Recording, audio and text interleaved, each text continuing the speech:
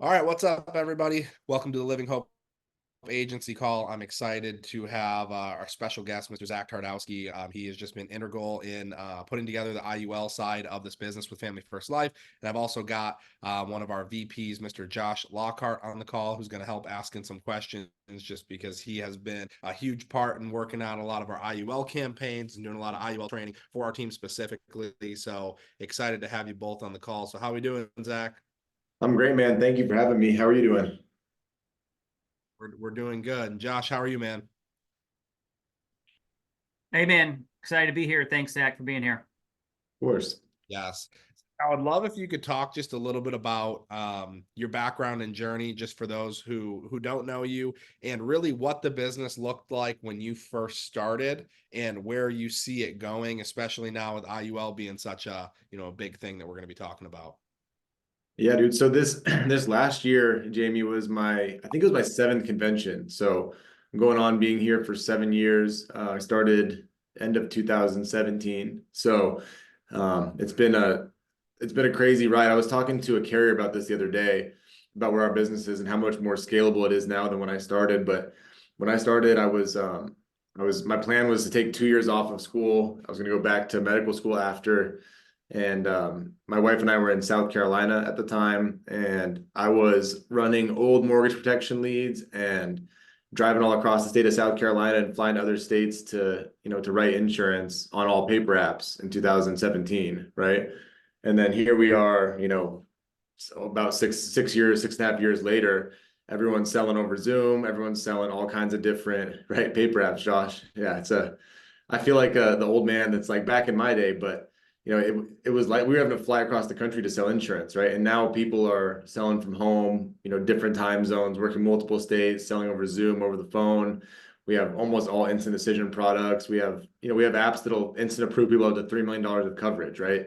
So I think that the industry has evolved a ton. And I'm glad I got to see what it was like before. It gives me the right perspective to see, where it is now.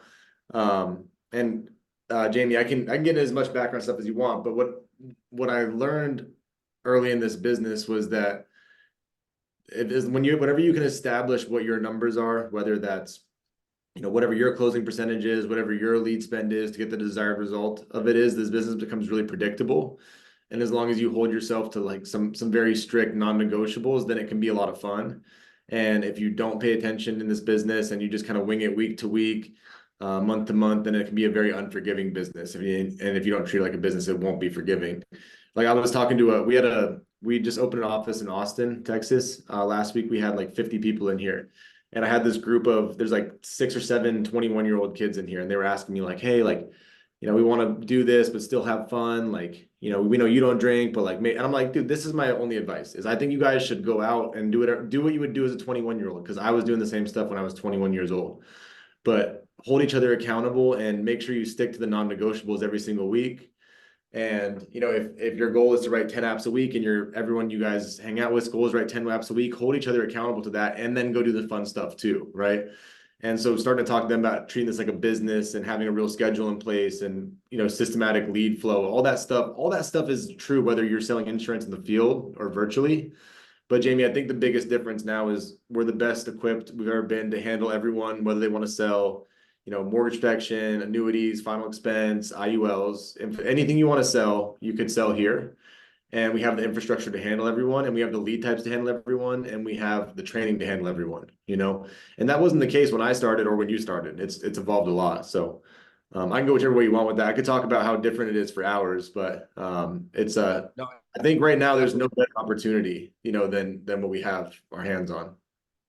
I agree. And I think it's crazy to see how much it's really evolved. I think that when we started talking about IUL, it was something that it kind of scared me a little bit when we started transitioning towards it because I didn't feel like I understood it. I felt like it was still in like the advanced market stuff that we used to do, now obviously simple retirement solutions. And I felt the exact same way about telesales. So I realized it wasn't really the transition from in-home to telesales or in from mortgage protection and final expense to IUL. That just must be my personality. I don't like change. Yeah.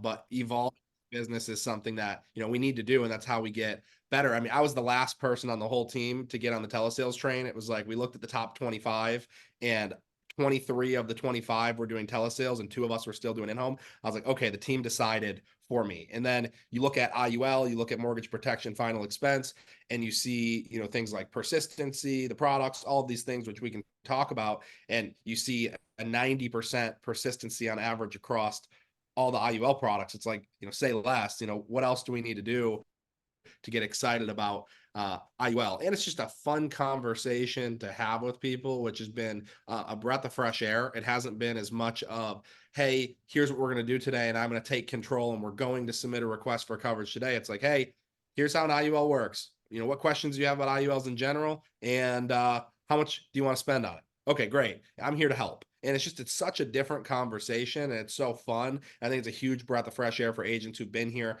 grinding it out for years. But I think where I've kind of had the most hesitation is, having that limiting belief of, this is something for advanced agents. This is something for Hall of Fame producers that want to go ahead and add on and do X, Y, Z. Could you speak to, I know that you're getting a lot of your new direct agents started right now selling IULs immediately. What does that look like for a new person? How do you simplify that? How do you demystify it so it's not this big, crazy thing that everyone's scared of? Yeah, I think people get really scared of it because it seems super complicated. And some of the marketing, to be fair, that you see online, like makes it seem super complicated. They're like infinite banking and be your own bank and all these like big words. And like that's not even what an IUL is to begin with, right? Like you said, the boot camp that we have people going through is an hour and a half long. And that's intentional because it's not a difficult product to learn, right? And the way we describe it to all of our agents is it's just another life insurance product. There's a couple of things like, that I tell all of our agents to make sure that they tell clients that, kind of help sell it. But like the first thing is like, this is not an investment. This is not something that's meant to outpace the market, to beat the market, anything like that. It's something to add to your tool belt. And so I think once you kind of conceptualize that, same thing with annuities, right? Like annuities are not meant to outperform the S&P. If you're selling them that way, you're selling them the wrong way. They're meant to be a safe alternative to what you already have going on. And they're meant to be a piece of the pie, right? So this is the same thing. Like life insurance is one, it's still life insurance. It's the only industry where you can provide guarantees to your clients, right? So you can provide a guaranteed death benefit, you can provide, in some cases, guaranteed cash value, and you can provide guarantees that the cash value part of the policy is not going to go down when the market goes down, right? So like you can't, now your financial advisor cannot provide any guarantees. Their job is to make you a lot of money and get aggressive gains. So one thing I talk to our agents about all the time is like, you're not competing with the financial advisor. You're a piece of a well-rounded retirement for people to add on to, right? So the first thing is it is a life insurance product. Understand that and understand that people probably do need a death benefit, right? The second part is the tax-free retirement part is awesome. And it's not gonna be their only retirement avenue, but it is something to talk about. And it's something that people can borrow against penalty-free and tax-free. And it doesn't mean they have to wait till retirement, Jamie. They can take it out. Like, here's a good example and why it would make sense to sell someone who has like a 401k and IUL. It's like, I already have a 401k. That's great. Why don't you get an IUL put in place? Because in case something comes up in 10 years and you have an emergency situation come out, if you have to take money out of your 401k, you're going to pay both ordinary income tax and you're going to pay penalties from your 401k. Why not have something else set aside that has no penalties and let you take the money out tax-free, right? I'm not going, you're an idiot for having a 401k. I'm going, hey, that's great. You already have a plan. Let's add something in case an emergency happens to where you have access to it right away, right? And I think the reason, Jamie, a lot of people get intimidated is because they go, I'm trying to convince people why IULs are better than having a 401k or better than having a 403b or an IRA. And it's like, no, let's not fight that battle. That's the wrong battle. Let's fight the battle of getting people to add something to that, right? And making it a part of the solution. And talking about all the things we can get into detail about, but compounding interest and not having to pay taxes and why those things are all great are important, but not fighting against other things that are put in place, because then you have to fight against financial advisors, and that's not our job, right? Our job is to provide safe and guarantees on top of what they're already doing. And the third part, and people don't talk about this a lot, and it's surprising to me, but is living benefits, right? Like 70% of people, according to LIMRA, 70% of people have an event by the time they're 65 years old that will qualify as a living benefit triggering event, right?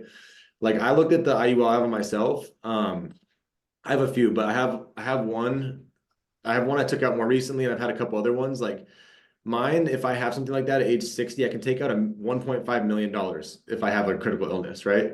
So that's another thing that I think people, they just want to focus only on the tax-free retirement and the ability to borrow money and all that sort of stuff, but they forget about the life insurance and living benefit part too. And I think if you're only focused on making this a retirement tool, then people will go, oh, well, there's cost of insurance and this and that, and the gains aren't going to be as good as the market. But if you talk about the whole thing and why it makes sense, then I think that's where it becomes more simple and you understand I'm not trying to be a better investment tool. I'm not trying to be the be all end all save all retirement tool. I'm just trying to help people add on to what they already have in place and add something they don't already have into their portfolio. That makes sense. Absolutely.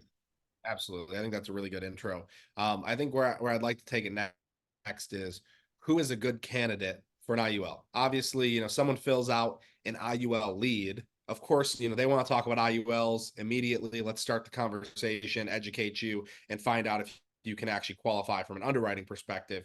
Easy. They want an IUL, get them an IUL. But a lot of us are starting off in final expense, mortgage protection, life insurance leads. And there are times when it makes sense to identify that person who's the right fit for an IUL. I have agents all the time. I'm doing a mortgage protection appointment. They go, why did you just, pivot over to that simplified issue IUL when you could have done this? Or, why did you take that person who was asking for final expense coverage and sell them an IUL? Like, that makes no sense to me. Why did you do that? So, like, who is like our ideal client for an IUL? Because I know there's a couple different scenarios in which that might make sense. For sure. So I think the first one that people skip over a lot is all of your clients' kids and grandkids are a really good fit for an IUL because they can use that as kind of an alternative, to traditional college savings plans, like 529 plans, because it gives them more flexibility and it gives them death benefit, right? Like I have one on my daughter, Jamie, and it's great because if she decides not to go to college, then I don't get penalized for that, where you would with a traditional 529 plan. So I think asking everyone what they have in place for their kids or their grandkids, that's a really good place to start. And then for anyone that's a lead, it's so like a term ROP person, right? Like that person wants to get all the money back at the end. They probably have a very specific plan in place. If you have a client that you're doing mortgage protection on, that's like, well, maybe I'd like to keep the insurance after the mortgage is over, so I still have something in place, right? Like that'd be a good fit for that. Or someone that you go through the appointment, you ask them the golden question, hey, do you have anything that, acts like life insurance, any retirement, 401ks, 403b, stocks, bonds, annuities, anything like that, right? If they say no to that stuff, that's another good person to talk to about an IUL. It's like, okay, well, do you have nothing in place for retirement right now? Let's talk about getting, the life insurance. Let's also get a product that will help you build some tax-free retirement income since you have nothing in place now, right? And then older, healthier clients, you can design the IULs to get more coverage than a typical whole life will get, and you can design them. And we can get into more, if you have questions about this stuff specifically, send it in to Ask a Specialist. Nicole Fleming and I handle all of those, and we can get you back any answers you have if you're not sure. But for older, healthier clients that you want to get a bigger death benefit on than you could get with a whole life policy, that's a really good fit too for the right person. Yeah. The other thing, Jamie, too, is what I've found is we got some people who are doing, the IUL leads and stuff like that. So those are obviously a good candidate for these products. But what I didn't expect to happen was two things. One is that those people are a lot more apt to give referrals. So one thing we've set up for all of our new agents who especially are running IUL business is they have a little Google Sheet referral form. So if I sell you a policy, I send that to you and I go, hey, Jamie, anyone who books an appointment with me, I'll give you a $25 if they just book an appointment with me. Now you can't do it based on the sale because that breaks all the rebating rules, and it's state by state with how much you can offer. But so what we've had our guys doing is sending out the little referral form to like Jamie or whoever I just sold. And then they're sending a lot of referrals over because they see the product and how it works. And where it's different than life insurance, like life insurance, super selfless, right? Like if I die, it goes to my wife and kid, right? Like, okay, I got that. But this is something that's selfish too, because it helps them have money set aside for retirement or to start a business in 10 years or whatever they want to do with it, right? And it has living benefits. So if they ever get sick, they can access the money. So people are a lot more excited about that than and want to give referrals to their friends. So one thing is we always ask people to send out for referrals. And then the other part of it, Jamie, that we didn't really see coming was if you tell me like, hey man, I'd love to spend $1,000 a month, but I can only spend $200 a month. I'm like, cool, let's start there. Hey, let's so that you can make enough money to put more money aside with this. Why don't you come work with me since you believe in the product already? You bought it from me. Why don't I teach you how to sell it? And then you can make enough money to put $1,000 a month into your policy. And so we've seen a big pop of people who were clients that want to become agents now, which is great because they believe in the product. They need to make more money, right? So either they can afford enough to put all the money into it, or they're like, shit, I need to make some more money. Why don't I come work with you? Wow, that's powerful. I had never thought of doing it that way in terms of recruiting an agent to help them fund their policy. They don't even need to necessarily go be a full-time Hall of Fame producer, but you help someone go out and, refer out 2, 3, 4 IULs a month just to fund their own IUL. Yeah. Powerful. In that same vein of things, I know we had chatted a little bit about how because this is such a fun, cool product, you're encouraging your agents to even reach out to some of their warm market. How would how would you encourage those on here to not be afraid to reach out to their warm market about this? I think what we've had a lot of our guys do is just post on their social media and go, hey, we have this really cool product that I just took out one on myself on. It's called Index Universal Life. And I want to explain how it works and then they just explain kind of how it works. Like it's a life insurance product, has death benefit. You can build tax-free retirement. You can pull the money out, never pay taxes on it. It keeps growing even when you take the money out. And then if you ever have a critical chronic terminal illness, then you can access that money while you're living still. And a lot of people just show like the little breakdown from whichever carrier, whether it's National Life Group or F&G or whichever carrier, right? Of what that little what it looks like, death benefit, cash value, and living benefit wise. And they're like, if anyone needs anything like this or wants anything like this set up for them, I'm happy to do it for you. I didn't even know this was a thing before I came an agent. So it's like very non-threatening and educational. And a lot of people have their friends reaching out going, hey, I need something like that. Or, hey, the nice thing that's going on right now, Jamie, is there's a lot of people on like TikTok and Instagram and Facebook talking about IULs. So a lot of people have seen it and then they're just like, I thought that was bullshit because it was sounding too good to be true, but maybe it's a real thing because I know Jamie and Jamie said it's a real thing. And then they reach out to you and you can set them up. So I don't think it's as much like messaging your friends and like annoying your family, but it's just putting it out for educational purposes, explaining what it is, and then you'll have a lot of people reaching out to you. And the other thing, to pivot back to who's a good client too, the other thing is if you ever have anyone who is unhealthy, those are great clients to ask for referrals from too. Like, hey, who else do you know that we should get one of these set up for while they're still in really good health? That's powerful. I love that. Josh, I'm gonna have you chime in if you have any questions or if you want to take this in any direction, anything that you're wondering. Yeah. I mean, this is like some just really good like intro stuff. I mean, I took a bunch of notes, stuff that I hadn't thought about. So appreciate that, Zach. I mean, I guess the first thing is, kind of back up a little bit. You're talking, a lot of folks, especially if you haven't dove into IUL leads, you're just coming across these folks in a final expense setting, in a mortgage protection setting.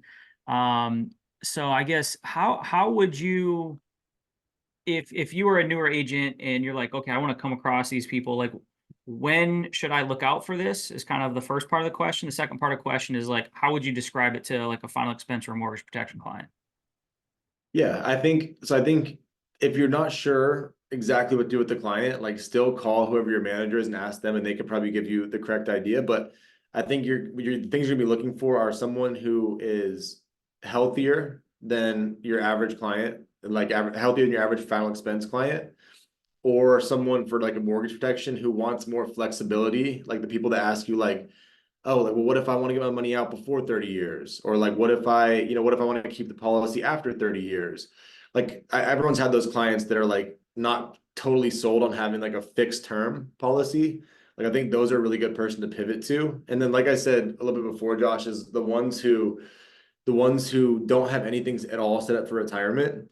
I think that's a really good opportunity because I think you, on one thing, make sure you ask that question every single every single appointment. My first 2 years in the business, I asked no one ever if they had any sort of retirement money at all.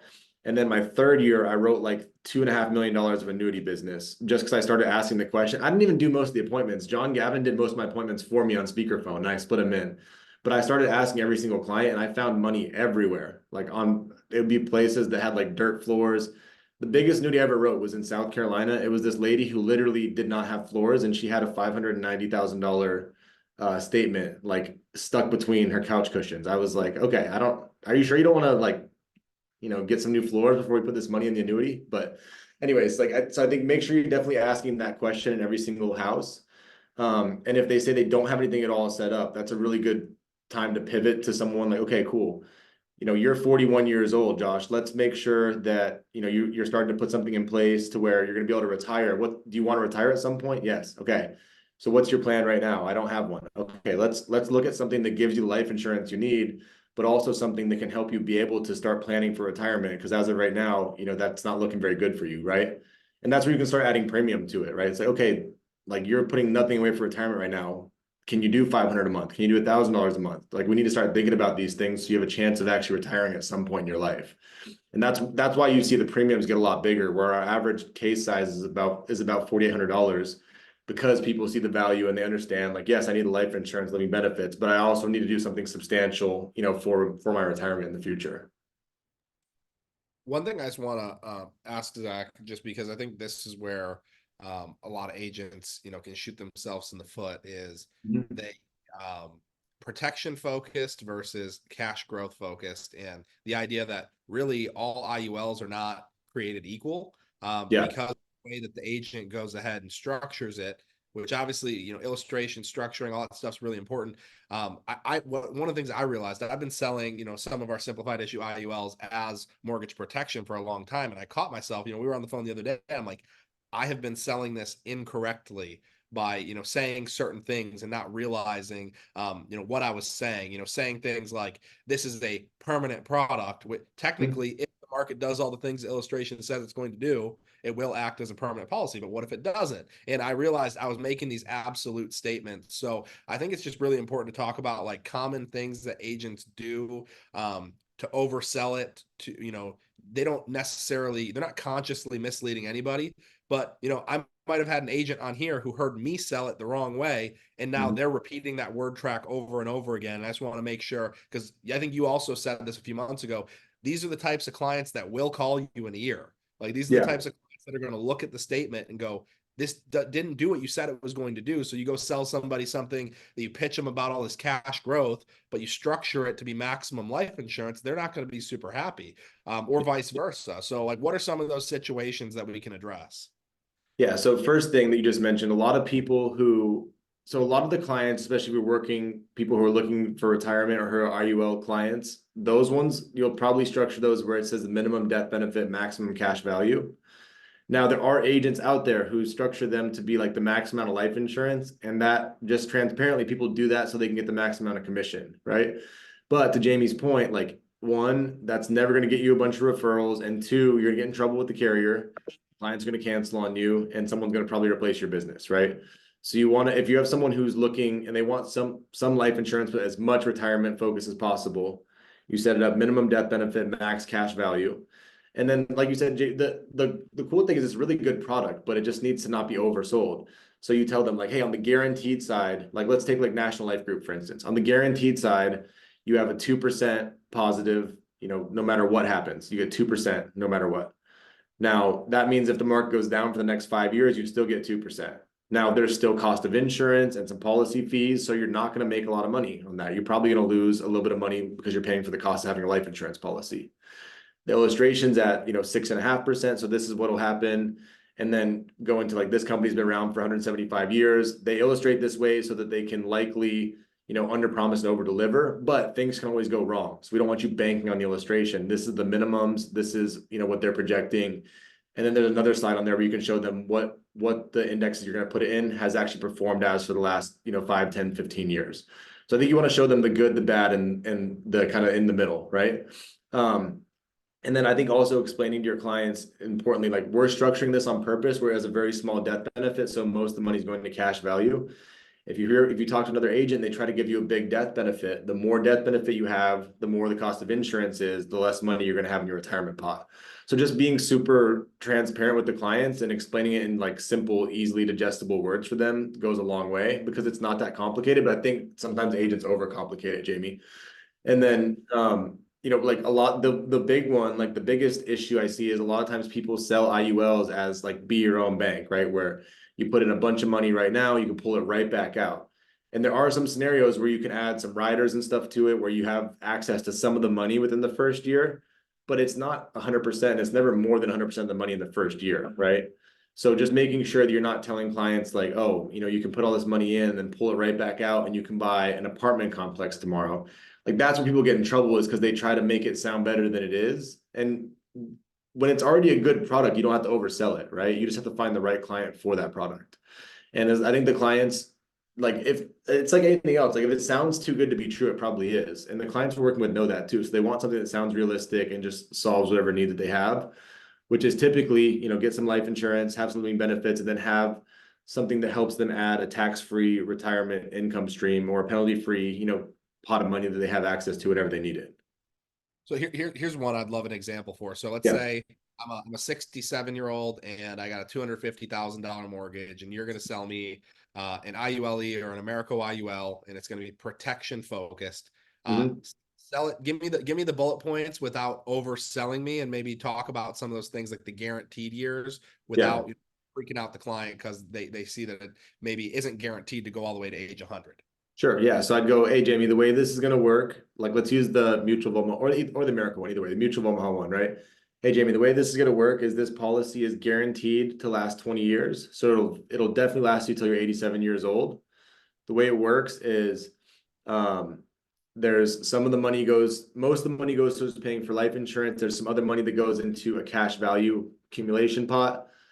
The way that works is it keeps adding up money in there to keep funding your policy after that 20-year mark. So likely you'll have the policy last longer than 20 years, as long as the market does what we expect it to do, and it has kind of historically always done.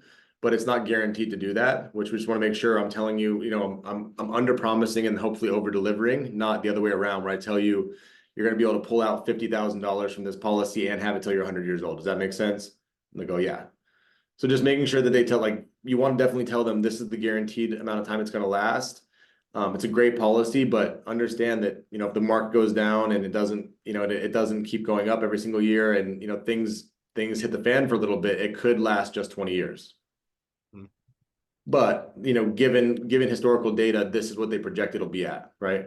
So I think just making sure that because you want to cover your base and not get the client's expectations too high, but you don't want to make it sound terrible either, right? So like the chances of the market being zero every year for the next 20 years, that's never happened before. It's never been negative for back-to-back years more than 2 times. So it's probably going to perform similar to what they illustrate on here. The one caveat, dude, that I will say is like the Americo one where it's 8.42% on the illustrated rate, like that's not going to happen. Look at they have one that's a 6.5% on their illustration. I think that's a better one to look at to gauge if, what you could tell the client the cash value will likely be.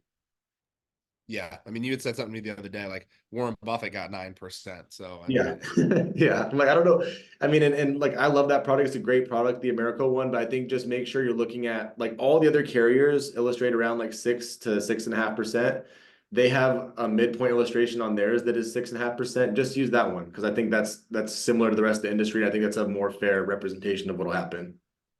yeah, absolutely. And I mean, again, if we're talking about simplified issue protection focused IUL, like why would we sell Americo versus Mutual of Omaha? I mean, a lot of it's just coverage options, like the ability to go up to 450,000, where I might get stuck at 150,000 depending on the client. So at the end of the day, they're most likely going to perform about the same. It's really just from a protection perspective, who's going to be able to offer the amount of coverage that we need for the client. So I just think that's so important. If you are like selling a protection focused IUL, you're not pitching this as a retirement product. Like you are pitching this as a life insurance product. You said something to me the other day, like if I'm selling to a 40-year-old, it's like a guaranteed 40-year term. Like there's not anybody who really sells a 40-year term. Right. But obviously if the market continues to, do what it's supposed to do, it'll probably last till 100. And, the idea here is that you're going to get the death benefit no matter what, as long as the policy's in force when you die. And if you've got, $100,000 death benefit and 20,000 in cash value and you die, you're still getting 100,000 when you die. You're just getting 20,000 cash value plus 80,000 life insurance. Because Lockhart had explained it to me in a way that I didn't realize this. IUL is basically an annually renewable term that gets more expensive each year. So that's where when you look at level death benefit products, when I have 50,000 in cash value, I technically only have 50,000 in insurance, but I'm still getting the 100,000 if I die. And then when you look at the increasing, now it's the cash value plus the death benefit, and you just look at the illustration, it's like cash value plus death benefit equals, what it shows is the death benefit each time. So I think that Right. stuff is just I just was so intimidated by illustrations.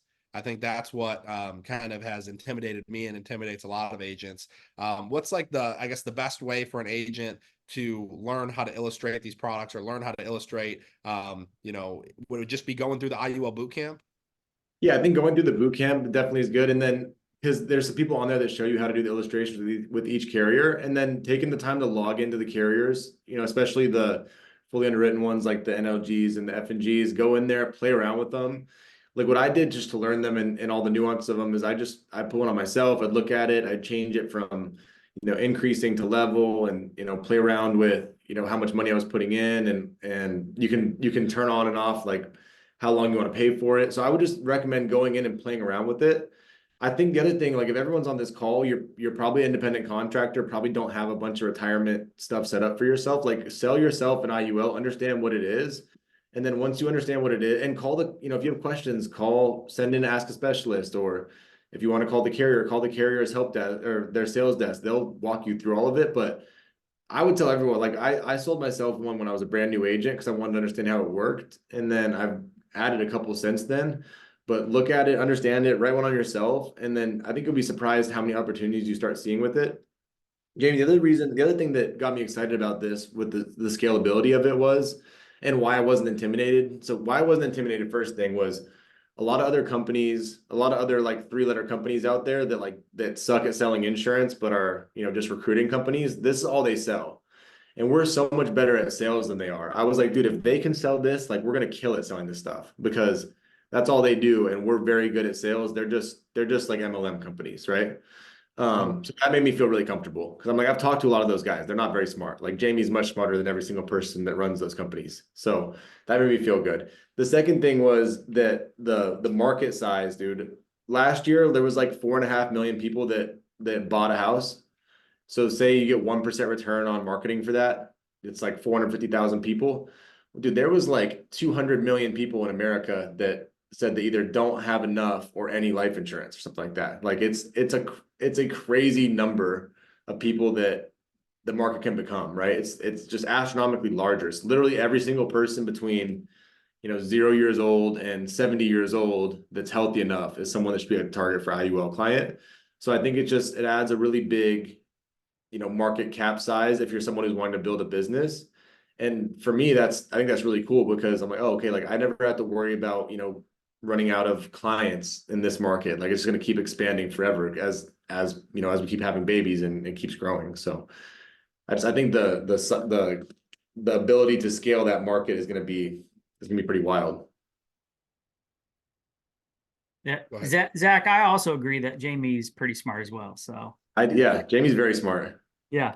So on that note, you talked about the different carriers. I was going to jump in here and ask this one. I mean, we're talking to a new-ish agent. Maybe they're not brand new. They have a good set of carriers, but they don't have every single carrier. What can you tell us without don't have to go into like super specifics, but when would I write an IULE versus like when should I, do NLG? I mean, what are just some generalities on when you should look at this versus that? So I think a couple of things. It's gonna be based on the client and what they're looking to do. And I think especially if it's anyone who's looking for any kind of cash accumulation and they're wanting to spend, any sort of money more than like $100 a month, then that's where you want to do a NLG or an F&G or even Ethos. You can illustrate it to be a more aggressive cash accumulation product. If there's someone who's just looking protection focused, that's where I would do the America or the mutual one. But anyone who's like looking and focused on tax-free retirement and cash accumulation, that's where you would want to use one of the fully underwritten carriers because they'll illustrate a lot better and you can design a lot more of it. Yeah, and I just threw in the chat there that everybody here gets access to Americo, Mutual of Omaha, and Ethos right away. Those are our simplified issue ones, and F&G and NLG have simplified issue and accelerated underwriting, but you do have to complete the IUL boot camp and send your certificate in to your contracting manager in order to go ahead and get those contracts. That's correct, right, Zach? Yes. Yep.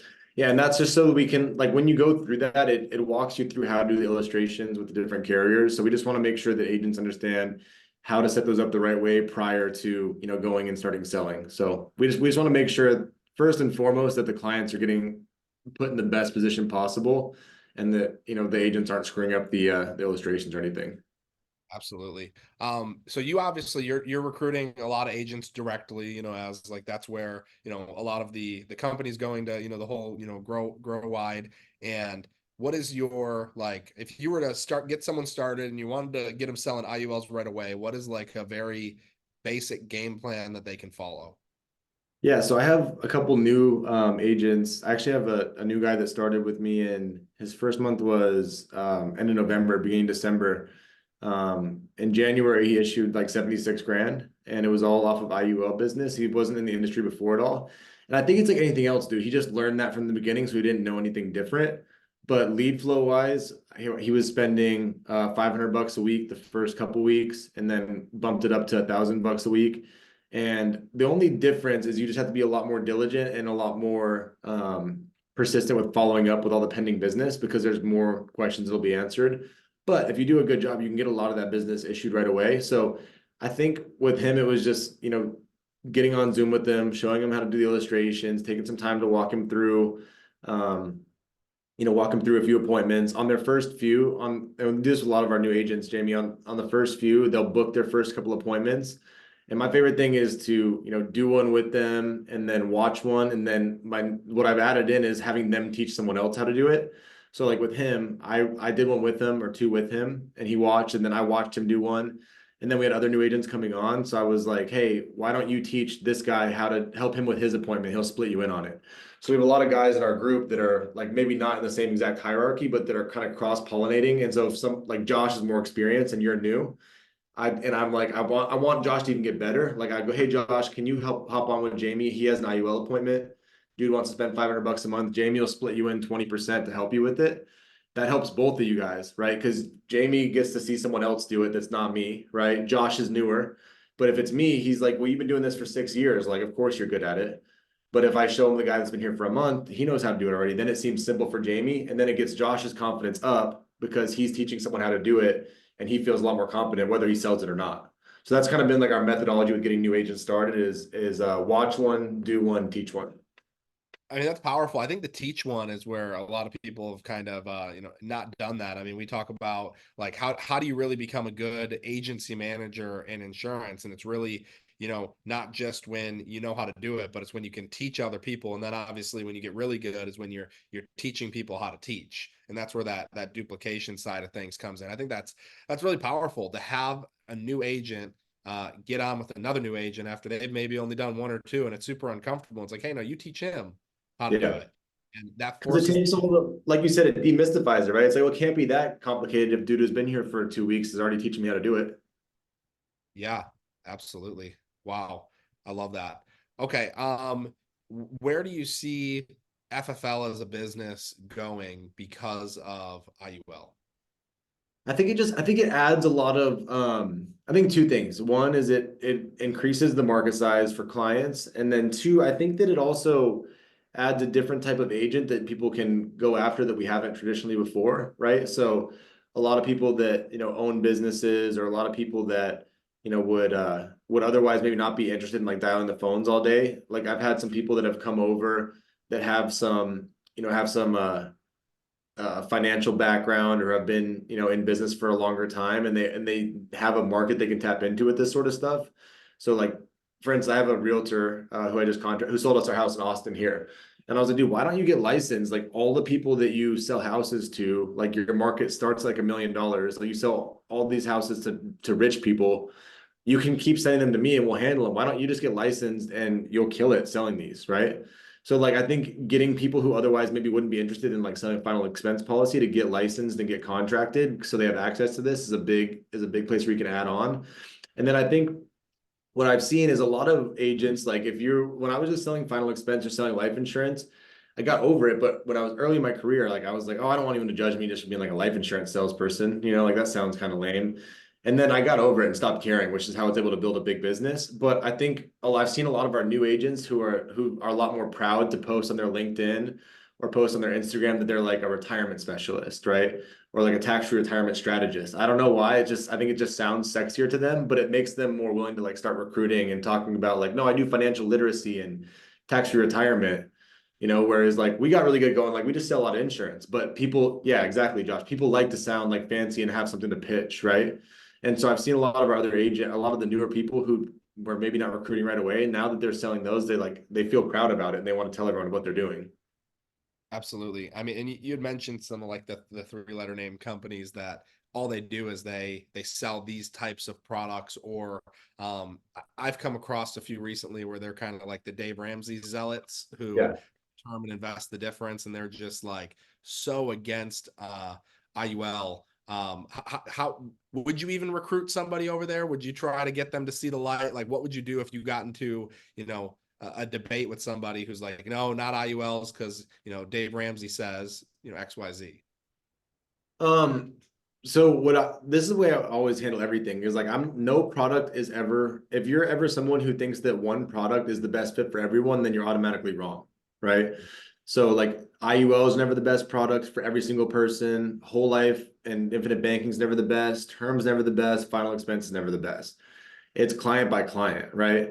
And if you're pushing your agenda on the client rather than asking the client what they're looking for and helping fulfill their need, that's probably why you are where you are in your career. That's probably where I would go with that. So, like, I think it's a kind of a deeper issue, right? Like you're trying to put your agenda on the client instead of listening to the client and helping them get whatever they need out of it.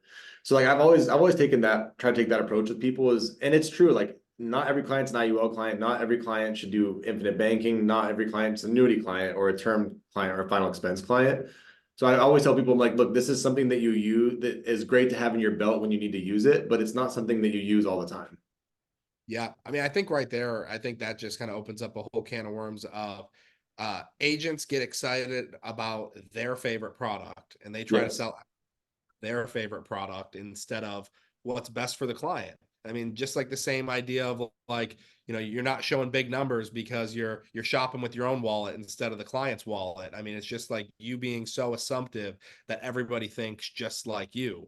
And that's not the case. Like being like a true servant of whoever it is that you're, working with, like I'm not going to try to twist their arm into an infinite banking policy if that's not what they're looking for. But people, they get so excited and passionate about specific products. Maybe they're very passionate about annuities, so all they do is they go fishing for annuities and they skip over all the final expense and mortgage protection clients that they could have picked up along the Yeah. way. So I think just like there can be like with anything that's super trendy like IUL, annuity, infinite banking, etc., or just mortgage protection, even like you get like really caught up in the idea of like this is all I do.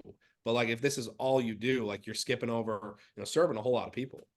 Right.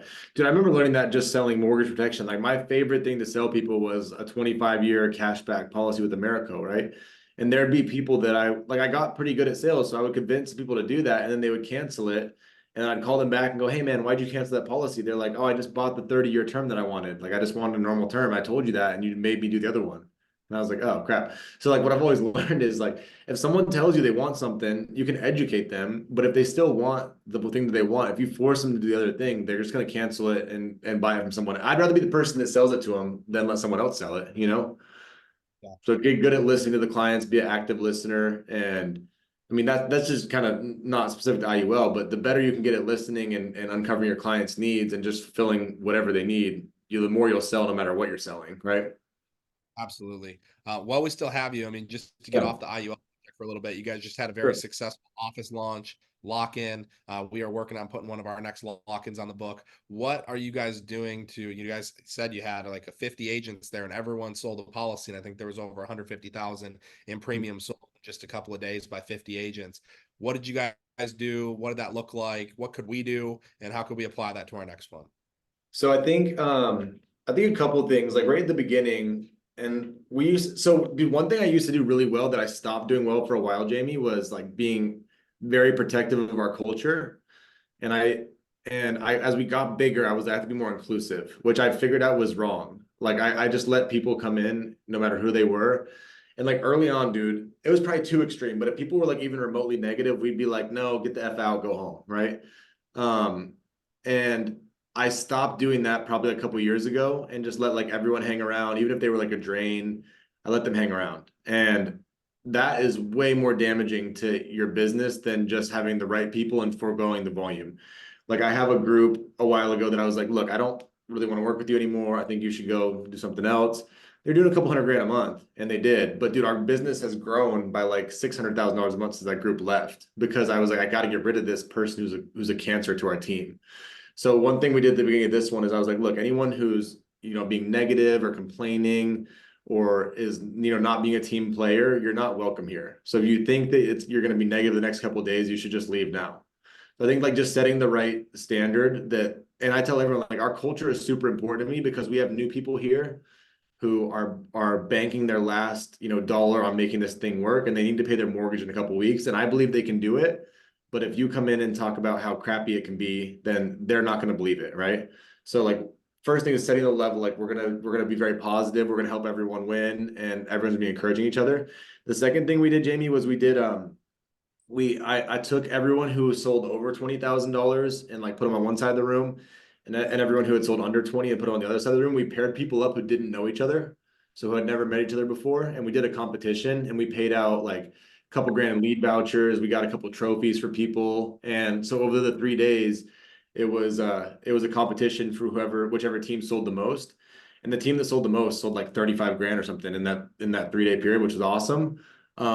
But it was all people who didn't know each other working together, and the people like the higher producers were super incentivized to get the new people or the lower producers to make sales too.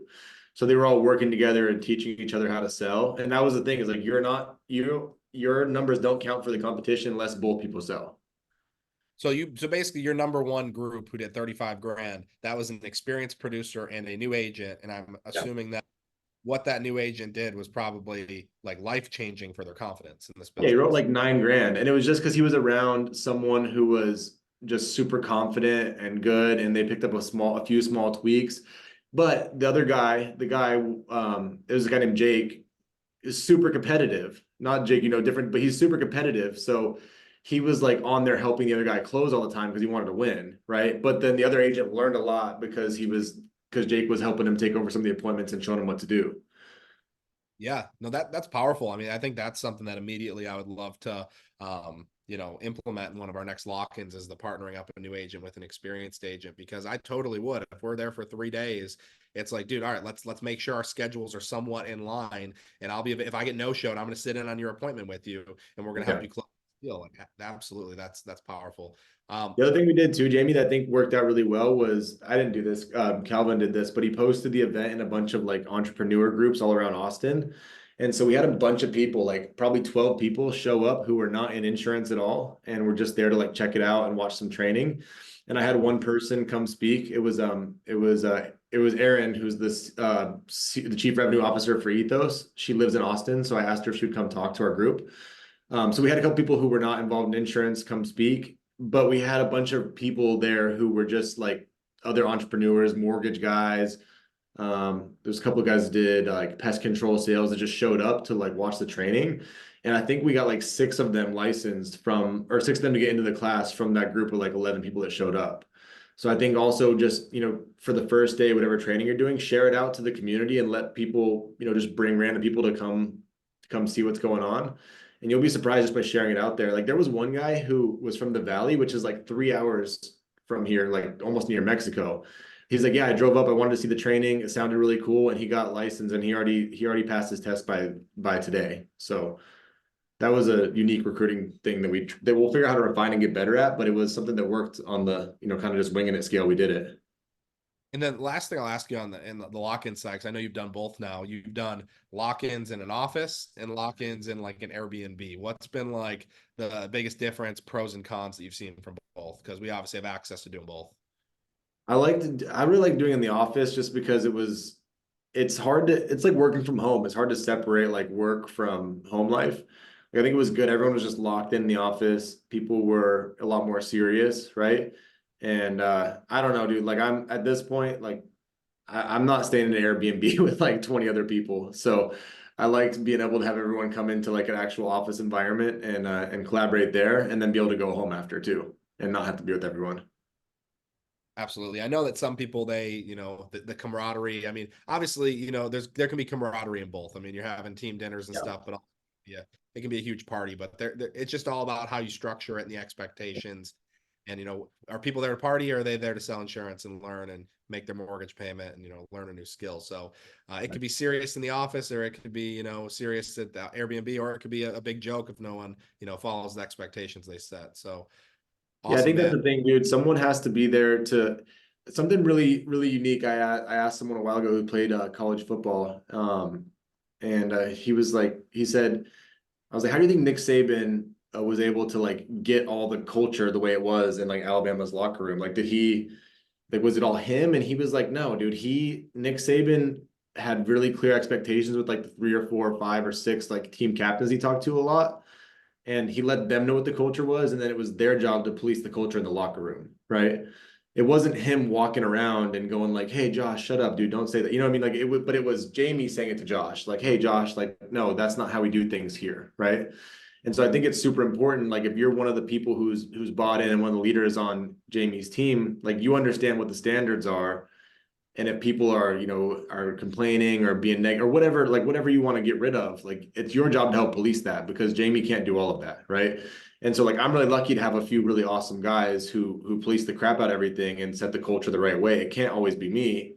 I can say, hey, these are the expectations, and then they're able to manage it though, because they're the ones who are, there's 10 or 15 of them. So I think it's really important to understand, like if you're on a team, like your job is to positively contribute to the team and help police things, because the person on top can't do all the work all the time. Mhm. That's fact. Well, all right. Any final thoughts, Zach, on anything that you could leave us with? If there's anybody who's just kind of on the edge of, going all in, or they're on their way out of the business, like what would you say to them? Dude, this is what I would say. This business has been like the most up and down, like rewarding and punishing thing ever. But what I've found is that the people that are willing to just stick it out and go through the ups and downs and then get feedback along the way, those are the people that make it long term, make a lot of money, right? And do things that are significant for their family. And I think a lot of people think like if I work really, really hard, then I'll get rewarded, or if I just stick it out, I'll get rewarded. And that is true. But the people that do the best are the ones that are willing to stick it out and work really hard and ask for feedback all the time, and not be too big to ever ask for, hey, I did this wrong. What do you expect? What should I do different this time? Or how do I get feedback for this thing I screwed up? So, because I was talking to one of my guys about this week, Jamie, he was like, man, I've just been working like 80 hours a week, and I'm like, but what have you changed in the last 6 months? Because if you're working 80 hours a week doing the same thing you're doing 6 months ago that you're doing now, and the results haven't changed, like you're just spinning your wheels at this point. Like, what feedback have you gotten, right? So I think it's super important to make sure, if you're in business, that you're working hard, you're doing all the things you're supposed to do that you hear all the time. But if you don't have feedback and don't ask for direction and don't make appropriate little tweaks and changes, then it's never gonna get better, right? And I always tell our team, like, this is commission-based sales. You eat what you kill. There's no participation trophy for working hard. You have to be results driven on top of working really hard. And the only way to get the results you want to get is to ask feedback from people who have already been where you want to get to. Powerful, man. Well, dude, we appreciate you. I feel like we have you on like once a year, and it's always the best call of the year. So we appreciate you, and I appreciate your friendship and just being willing to pour into us, man. So everybody, thank you for getting on. We got live dials going the rest of the evening, a lot of live appointments. So stick around, and you'll be able to hear some live insurance sales. Appreciate you, Zach. Everyone have a great night. Thanks, Jamie.